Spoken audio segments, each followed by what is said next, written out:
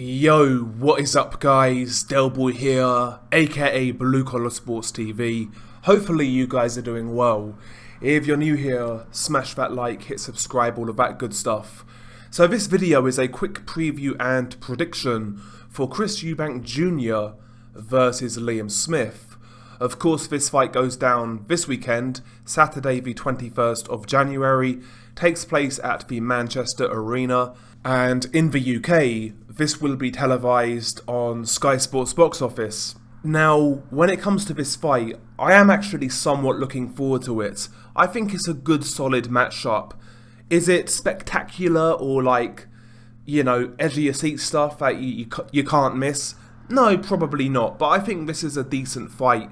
And yeah, stylistically I think this one could also be a fairly good watch.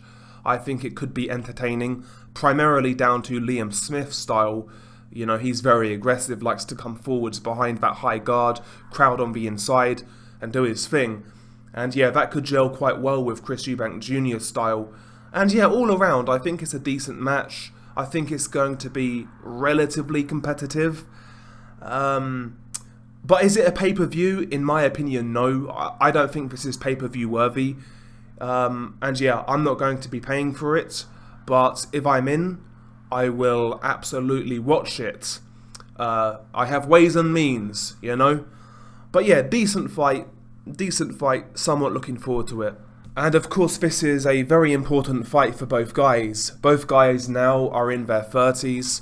Chris Eubank Jr. is what, 32, 33, Liam Smith is 34. If these guys have ambitions of being at world level, then they have to win this fight. I think a loss for either guy right here is pretty devastating for their careers if they have any intentions to go on after this. So that makes the stakes relatively high in this fight. And yeah, especially for Eubank Jr. because Eubank Jr. recently has had a growth in public support since the Conor Benn saga. Now, Chris Eubank Jr. throughout his whole career, if we're using wrestling terms, he's been a bit of a heel. In fact, many people out here for the longest time just didn't really care about Eubank Jr.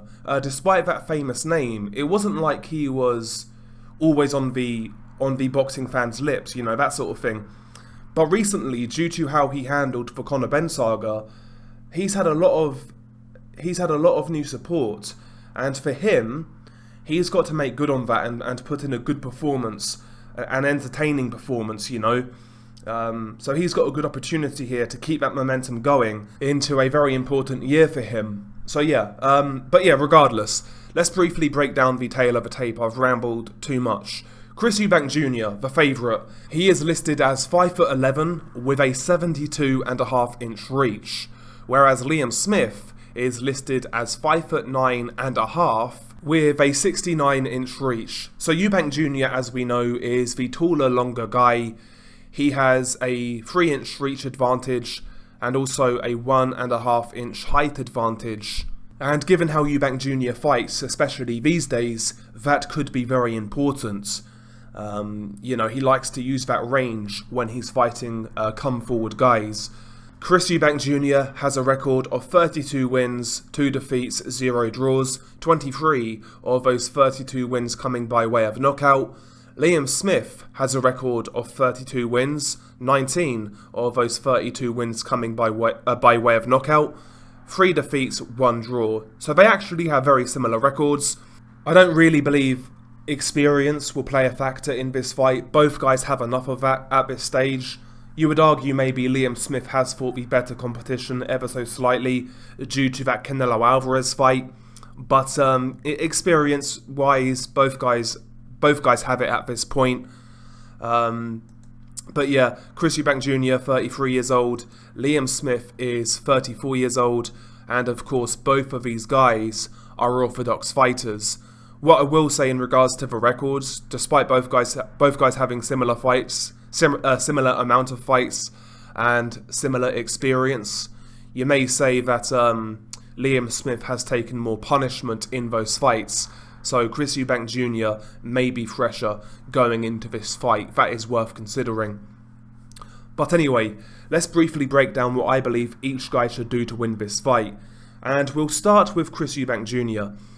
For me, I would say when it comes to Chris Eubank Jr., when he fights come forward pressure fighters, the guys he has fought, like Nick Blackwell, Arthur Abraham, Avni Yildirim, he's actually done quite well. And primarily he starts by boxing on the back foot. You know, flicking that quick jab, occasionally trying to hook around the guard or hook off the jab, and maintaining range. We saw that against, in particular, against Arthur Abraham, and he will suddenly set his feet, let go of a 1-2, or a 1-2, a 1-2-3, or an uppercut, and then he'll get back on his bike and resume. I think that's what he needs to do early on against Liam Smith.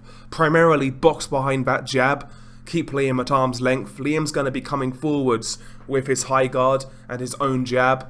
I'll be trying to Eubank is the taller, longer man. I'd be trying to counter over Liam Smith's jab as he throws it, and keep on that back foot. Liam Smith actually starts fights quite slow. Takes him a while to get going, like an old diesel engine. So, yeah, if I'm Eubank Jr., I try to take advantage of that early on by boxing on that back foot, flicking out that constant jab. Maybe try to vary that jab from body to head, because Liam Smith's high guard is very tight, and Liam may be blocking some of those jabs to the head. So if I'm Eubank Jr., I'll vary where I'm throwing the jab, head, body, vice versa. Feint the jab, maybe feint the jab to the body and come quickly upstairs, or feint the jab to the head and throw that sort of long, sort of looping hook, that quick looping hook. And yeah, I try to mess around with Liam Smith early on, make it a bit of a boxing match, keep that distance, keep that length, and try to build up an early lead on the scorecards. As this fight plays out, you would imagine that Liam Smith will start to warm up, he'll start to quicken his feet up a little bit, and he'll start throwing more shots, trying to engage with Eubank Jr. And as that happens, as this fight starts to warm up, that is when Chris Eubank Jr., in my opinion, may need to start setting his feet a little bit, letting go of a quick 1-2, but in particular the uppercut. I think the uppercut against a guy like Liam Smith could be a very good shot, in particular the lead uppercut, which Eubank can throw, or regardless, either or. But against a guy with a high guard like Liam Smith, as he's coming in, the uppercut through the middle could work. It could split that guard and be a really effective shot for Chris Eubank Jr.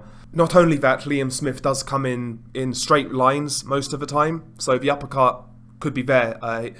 Comes in straight lines, his head is usually on centre line, and his only real form of defence is that guard. Sometimes he'll move that head, but yeah, the uppercut could be there for Chris Eubank Jr. And also, again, against a guy with a high guard, I want to see Chris Eubank Jr. try to target that body of Liam Smith. Eubank Jr. actually has a half-decent left hook to the body when he throws it. Doesn't throw it enough, for my money. But try and set that hook up. Touch the guard with a jab, quickly close the distance, and open up with that left hook to the body, or throw a bait left hook to the head, like a quick soft left hook to the head. Come down hard with the left hook to the body. Again, we can also go back to the uppercut as well. Uppercut to the solar plexus if Chris Eubank Jr. holds his feet against Liam Smith. If he wants to open up Liam Smith, I think the body work could be key for Chris Eubank Jr. And naturally, Eubank Jr. is the quicker guy, both in regards to hand speed, foot speed, and reaction time. So look for counters as Liam opens up from that guard. All that offense comes out of that guard. To be honest, the guard is quite constant of Liam Smith, so it should be relatively straightforward to see when the attacks are coming, if that makes sense. And yeah, try to counter Liam as he's coming in. Try to utilize his aggression against him. But I want to see Chris Eubank Jr. mix it up in this fight. I felt he beat Liam Williams and looked good in in stages in that fight. But I felt he let Liam Williams back into that fight way too much, for my money. For me, Liam Williams was there to be knocked out. I don't want to see Chris Eubank Jr. in this fight have a similar performance where he bosses the early rounds, clearly ahead, and then he coasts, and lets Liam back into the fight. If Chris Eubank Jr. gets a good head of steam here, I want to see him try to go through the gears and maybe try to force a stoppage, or at least put a bit of a beating on Liam Smith. I think he needs that type of performance right now, because since Eubank Jr., if you look at Eubank Jr.'s last few fights, I don't really think any of these fights have been all that convincing. Liam Williams, as I mentioned in his last fight, not convincing. Wanik Adishkan, or Adijan, however you say that guy's name, Eubank Jr. didn't really look that great in that fight. I felt he looked quite poor against Marcus Morrison. Now, he won these fights comfortably, but I just got the sense that Chris Eubank Jr. was in like second or third gear. I don't want to see that in this fight. It's on pay-per-view. Liam Smith is better than the previous guys I mentioned. And yeah, Chris Eubank Jr. needs to make the most of his momentum right now that he got off the back of the Conor Benn fight falling through. So yeah, I think performance here is as important as result for Chris Eubank Jr. Because ultimately, if he wants to become a big star, if he wants these big fights, then he needs to perform. He needs to look good, and he needs to be entertaining. Many of us have said about Eubank Jr., when's this guy's career going to get to that next level? When's he going to push on to get these mega fights? Well, this could be a good stepping stone. So yeah, not only, obviously the result is more important, I'll take that back, but I think Chris Eubank Jr., he needs a good performance here, as far as I'm concerned. So as this fight plays out, I want to see Chris Eubank Jr. mix up that offense more and go for it. Yeah, that's really it. As for Liam Smith, well, I think it's one of those ones where, like, I think I do think he'll be competitive in spots, but I think he's really against it here against Chris Eubank Jr. because Eubank Jr.'s got faster feet, quicker hands, taller, longer, more natural at middleweight, just faster all around as well. So for Liam Smith, we know how he's going to fight. He's going to fight behind the high guard. He'll come forward, he'll throw the jab, he'll try and close distance and work on the inside. Liam Smith he does have a good jab, and of course he needs to throw that in this fight, and he can throw that jab on the front foot. And that's going to be key against a guy like Eubank Jr., who when he is boxing off the back foot, he's primarily boxing with his hands down and relying on reflexes. When Liam's coming forwards, behind that high guard, behind that initial jab, chances are Eubank Jr. is going to evade it because he's quick, he's got good reactions. However, against a guy like that, it's when you can punch on the front foot and put 2 or 3 together as you're coming forwards. The best technique to carry that out is what we call shifting. Prime Golovkin was a great example of that, how he could punch on the front foot as he was stepping in. Each step he would punch, right, left, right, left. Beterbiev is another really good guy when it comes to shifting, punching on the front foot. Those are the sort of guys Liam Smith needs to look for or study.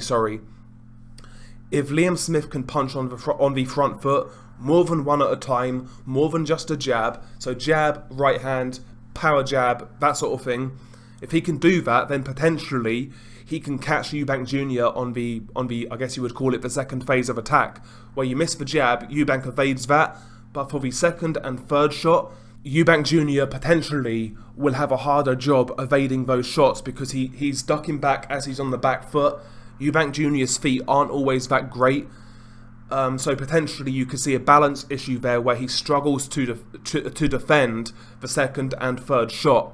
So Liam Smith needs to be more active on the front foot, not just that hard jab, which he does throw well, but he needs to punch off that as he's coming forwards. Again, I would recommend he checks out Beterbiev, Prime Golovkin, Duran, guys who can shift. That's a skill in boxing that is underutilized as far as I'm concerned, but it's very hard to pull out. In regards to Liam Smith as well, if he can get Chris Eubank Jr. stationary, on the ropes, in the pocket, he does need to be careful. Chris Eubank Jr. has very good hand speed up close.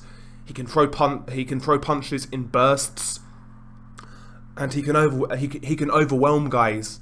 And of course, Liam Smith needs to be very careful of that. There's no doubt about it. But of course, that's Liam's style. He likes to get up close. He likes to work at mid-range and be inside.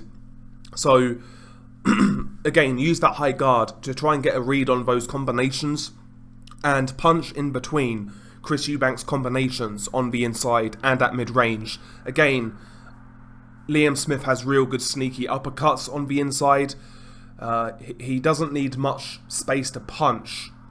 So maybe try to get to the scenario where he's crowding Eubank, but he can get his own work off, you know. The pocket is going to be interesting in this fight because Liam's a really good pocket fighter, but Eubank Jr. in that position can also really let go of some good combinations, particularly uppercuts through the middle. So, you know, Liam needs to find a way to try and match that work rate of Eubank, but punch in between Eubank and be more effective, which is easier said than done when you're as quick as Eubank. And of course, also Liam, if he can, again, when Chris is stationary, try to work that body, try to slow those legs down, try to deplete that gas tank. Eubank can move pretty well for 12 rounds. He maintains a relatively good work rate, although it is dropping from his previous years since he's gone to Roy Jones. But again, body work for Liam Smith is going to be key here. And yeah, I mean, even I kind of mentioned it in the pocket, but like even countering, Liam Smith does have subtle timing, underrated timing. Again, at times he'll need to punch with Chris Eubank Jr. And against a guy like Chris Eubank Jr., I don't think Liam Smith can hurt him. But Eubank Jr. doesn't always have the best balance, and when you punch with a guy like that, even if you're not a big puncher, there's always a slight chance you can get a knockdown. But yeah, nobody's done that yet against Eubank Jr., although George Groves did, but they weren't counted as knockdowns. But regardless, I think it's an interesting fight. I think stylistically, it could be a fun fight actually, especially if Eubank decides to spend time in the pocket. Could be a really fun fight. But I think the smart money here is Chris Eubank Jr. Liam Smith is very tough. I mean, it took Canelo, 10, 11 rounds to get rid of this guy, or was it 9 rounds? Something like that. He can take a pasting, Liam Smith. He can. And he covers up really well. He's got good underrated defense, particularly on the inside. I think more than likely Liam Smith will survive this fight, despite him going up in weight. But I see the guy getting sort of outworked, outpointed, outmaneuvered, more so than anything. And more than likely a unanimous decision for Chris Eubank Jr. 8 rounds to 4, 9 rounds to 3, that sort of, you know, we're looking at that sort of thing here. So yeah, I've got Chris Eubank Jr. on points in this fight. A stoppage is possible, but I tend to lean towards a points win for Chris Eubank Jr. How about you guys? I have noticed, I have seen a few people picking Liam Smith. I just don't think he's got the foot speed, hand speed to really match Chris Eubank Jr. in this fight. But I think he'll have success. I do think he'll have some success. But anyway, share your thoughts below. It's been your guy Delboy. Peace.